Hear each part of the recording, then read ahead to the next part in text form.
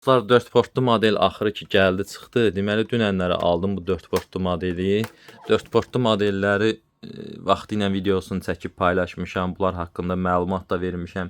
PlayStation 3-ün ən birinci reviziyasıdır bu. Birinci çıxan modelidir.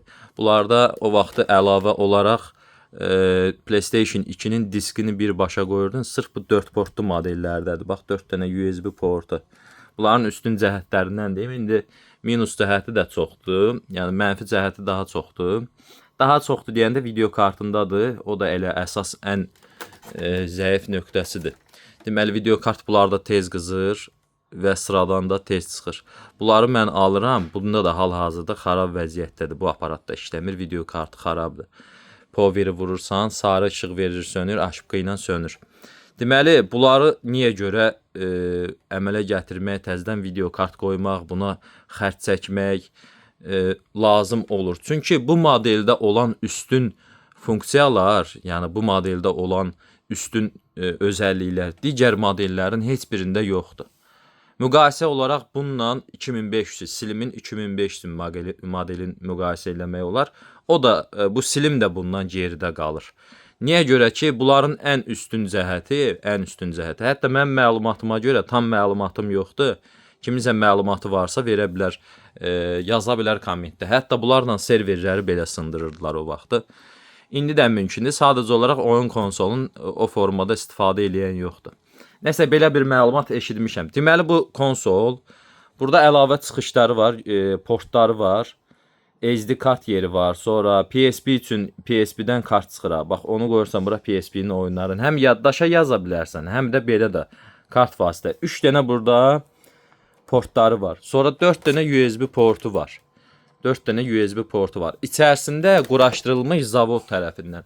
O vaxtı Sony bunları satırdı, ziyanına satırdı. Çünki bunlarda həqiqətən universallıq böyükdür.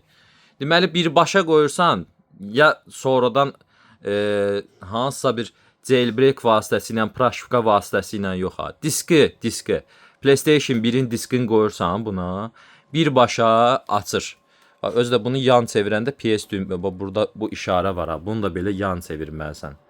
Bunu belə məsəl üçün belə qoyursansa, bunu yan çevirməlisən. Çox gözəl, bazbırtlı konsoldur, çox xoşuma gələn modeldir. Düzəldirəm bunları, uşaqlar. Bunları düzəldirəm. Bir dənə Slim modeli bunun üzərində demək olar ki, biz yandırırıq. Düzəldirəm bunları. Bu PlayStation 1-in diskini də açır, 2-nin də diskini açır. Həm də 2-nin oyunun açanda digərlərindən fərqlənir. Biraz kastifası deyilənə görə, mən fərqi bir o qədər görməmişəm, amma deyilənə görə kastifası daha güclüdür. Çünki orijinal içərisində PlayStation 2-nin tipi var. Orijinal. Yəni zavod üzərində gəlmə. Bunlarda yoxdur. Bunlar emulyatora girirlər. Tamam, o dəstəkləyir. Amma bu sırf orijinaldır. 2-nin diskin yazılmanı qoy buna. Vecinə döyür açacaq. Yəni tullantı bir disk qoy. Təbii ki, işləyə vəziyyətdə də yazılma. Orijinal olma. Niyə orijinal diskləri də açır? 1-in, 2-nin, 3-in təbii ki. Dendy, Sega, Nintendo. Bu canavardır da. Yəni ki, bunun yerin heç nə verməz. Təbii ki, öz təkəri ilə yox. Öz təkəri ilə əmələ gəlmir. Sırf Slim'in və yaxud da Super Slim'in buna video kartını qurub, Frankenstein edib, bunları proqramlaşdırıb və sonra satışa çıxardırıq. Qiymət də təbii ki, burada qalxır. Ondan sonra bunun qabağında heç bir konsol dayana bilməz. Təbii ki, PlayStation 3-ün seriyasından gedir söhbət. Nə Super Slim'i, nə Slim'i. Amma belə vəziyyətdə işləmir. İstəyirsə mən sizə burada göstərdim, amma belə vəziyyətdə gəl ki, əmələ gəlmir. Tok yoxdur, toku qoşub göstərərdim. Belə. Bu konsolları dostlar mən satmışam sırf Azərbaycanda ən güclü kolleksionerlərə satmışam bunlardan. İstifadə də eləyirlər. İndi olub bəzilərində problem olub, yoluna qoymuşuq. İnşallah ki, heç bir problem yaşanmaz. Bax belə. PlayStation 3 FAT model 4 portlu birinci reviziya.